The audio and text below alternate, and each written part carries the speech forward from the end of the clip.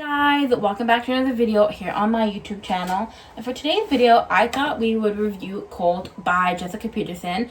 Now this book comes out August 18th, so you can still pre-order it for the next couple days. I got it early because I pre-ordered through Amazon, and this is the second time in a row that they have done me a solid on a book I've pre-ordered, that they sent it to me early, so that's pretty cool. I got it a week in advance. So anyway, I read it. I was like, I'm gonna read it right after I finish this current book I'm reading, and I'm gonna put a review out before it comes out just because I have the opportunity, so why not? Okay, so I went into it thinking I was going to give it 5 stars because I really enjoy every cowboy romance book I've read from Jessica Peterson.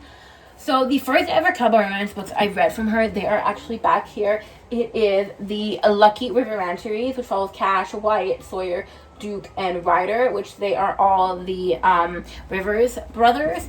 And the final book in the Lucky River Ranch series is actually a lead up to this book, because it follows the love story of Ryder Rivers and Billy Wallace, who is the younger sister to Colt Wallace. So this book follows Colt Wallace and Lainey Brown. So Colt Wallace is the oldest of the Wallace children. I don't know the age order. I'm not gonna lie. I just know that he's the oldest. He is the foreman of the ranch. He is set to inherit and take over the ranch when his dad retires. His dad used to be the foreman until his dad, I think, retired and he took it over. And then he became the principal, which does a lot of the paperwork and a lot of the stuff behind, in the office. Whereas now Colt Wallace does the day-to-day boots on the ground work as the foreman. And there are going to be 5 books in this series. This is the W Ranch series. Sorry, I was just checking to confirm. It's the W Ranch series, and it's going to follow obviously Colt, which is the first book. It's I don't remember the order of the rest. I just know that Beck comes next, and then after that, I don't remember the order, but I know there is Nash. Because there's Beck, Nash, Mac, and Colt, Beck, Nash, Mac, and I remembered all of them when I already tried to film this video, but then my phone ran out of storage and stopped filming for me. I don't remember. Gosh, I don't remember. Oh, Tate, yes. So you have Colt, Beck, Nash, Tate, and Mac. I don't know if that's the correct order. I just know it's Colt and Beck. Okay, so like I said, I gave this one 4.5 stars, even though I thought I would give it 5. I feel like there was just something missing in this story. I think I would have liked a few more chapters where we were really boots on the ground with him as he is doing deep true ranch work, whether it was moving cattle, because that I know I've read that in quite a few where they have to move cattle so they graze in different fields. We did get a couple, we did get some chapters. One of them is where they're mending a fence, which is I think pretty common, but I wish we had something more than just mending a broken fence, and dare I say it had too much spice and not enough of the other aspects of the plot. And I'm not someone who said that about a book, and I think had there been more other things that were interesting, I wouldn't say there was too much spice. But I just felt if you're somebody who wants a cowboy romance that is a lot of mainly the plot is spice, because it is an enemies with benefits sort of trope that she went for this book, then I would recommend it. And like I said, I still gave it 4.5 stars. So if you like a cowboy romance, you will like this one. I just wish it had something more, a little bit more. Obviously he's coming with his trauma, and she's coming with hers, with the way she was raised in her family, and the fact that he is a single father to, I believe his son is 6 or something. That would make sense because his son is going into 1st grade toward the end of this book. So he's a widowed single father, and it's also got the age gap trope because he is 31 and she is 24.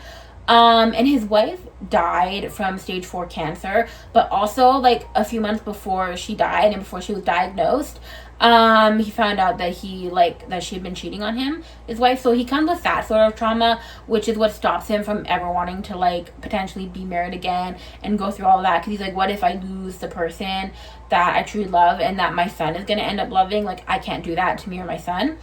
So the gist of the story is basically Lainey Brown gets hired by Colt Wallace's father to create some branding for the ranch. So to rebrand them, to come up with a new name for them, to create a logo, a color palette, a website, the whole shebang, social media, and all of that. And basically, when he finds out that she's hired to do that, it's like when she's there, he finds out like on the spot his father had like kept it from him. He is like totally like mean to her, kind of like an asshole. He just wants to like run her off the ranch. He just like, no, I don't want to do this.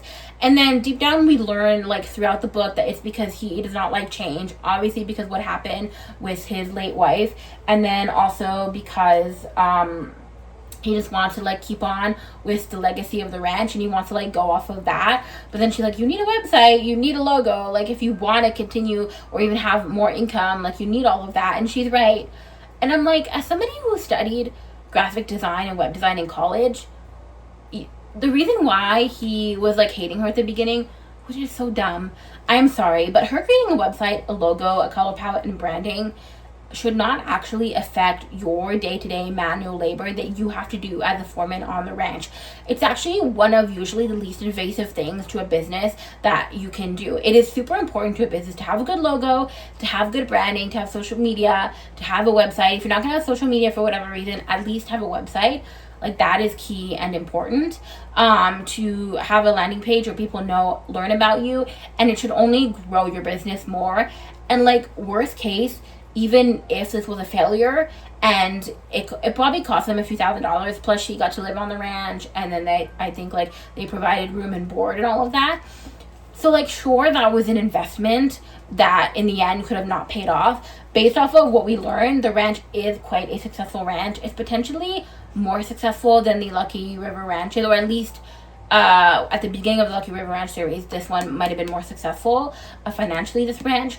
So like you'll probably recoup the costs anyway at some point, and they end up recouping the costs at the end of the book when Colt gets a notification on his phone that there was an inquiry through the website that somebody's interested in a horse that they are selling for $500,000. And there's no way this whole branding package cost you $500,000. Based off of the vibes, yes, branding packages can cost you $500,000. You can spend a crap ton. If you're investing and you're a big business investing in a big branding package, it can cost you that much. Yes, don't get me wrong. Usually you're making millions, if not billions of dollars a year when you're spending that kind of money on branding. There's no way a ranch is spending that much on a branding package. So it paid itself off in literally the first inquiry. So I'm sorry. Why were you hating on her? I get that you don't like change. I get that you wanted to live off of your family's legacy, which is going to continue because she is going to weave, and there are many moments where she actually weaves in the legacy and the history of the ranch. When she renames it to W, she renamed it to W because their last name is Wallace, so W, but not because of that, because it was started by Euless and Oma, if I'm not mistaken, or if it wasn't Uma, I think it was Euless and Oma who started the ranch, and so that's W's, but that's also how you say the letter W. So like it was, a play on words sort of, and I think that's fantastic. As somebody who obviously studied graphic design and likes cool names, I think that's great. So literally, it is weaving in your legacy and your family's history into the branding. Maybe I'm getting too nerdy with my talk, but I did, like I said, study graphic design and web design in college. So I just was like, this is a really stupid reason to hate her and to hate why she's on the ranch. You can be upset that your dad did not tell you and that he kept that from you. That's completely fine. And we kind of learned that is one of the key aspects as to why he was an asshole to her at the beginning. But there was no reason for him to be an asshole to her. To be upset with your dad and then to later communicate with your dad, which he eventually does, which is great, fantastic. Communication is so important. But it's fine if you're upset with your dad and maybe you're a little cold to your dad or a little curt to your dad. Kind of get it. But to be rude and an asshole to her when she doesn't have any involvement in you not knowing, she would just happen to be hired. It's not her fault that you didn't know ahead of time. Just no. But again, I liked it. Like I said, I like the story. I'm a sucker for a happy ever after, which like every book I read has a happy ever after. So in the end, I'm like, I liked how they fell in love and how she sort of fell in love with his son, and his son fell in love with her, and how they created a bond and a friendship, and how he saw that, and he saw how much his son like really enjoys her and enjoys hanging out with her, and then like he gets out of his like asshole era and becomes like somebody who actually cares.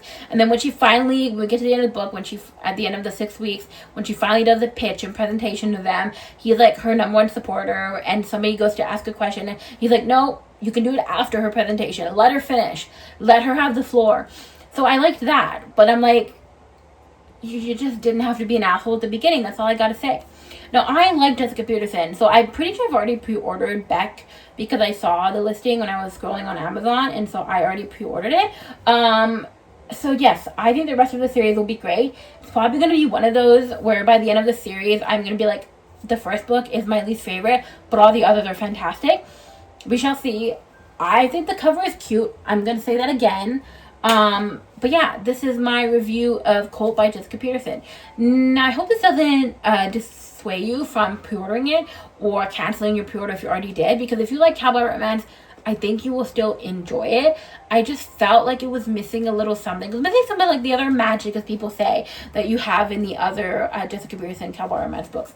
But yes, I still gave it 4.5 stars. I still did really enjoy it. So yeah. So I hope you enjoyed this video. If you did, let me know in the comments down below. Don't forget to hit the subscribe button and notification bell so you never miss another brand new video from me. You can follow me at RomanceBLVD on Instagram and Thread, and at Romance Boulevard on TikTok. Bye!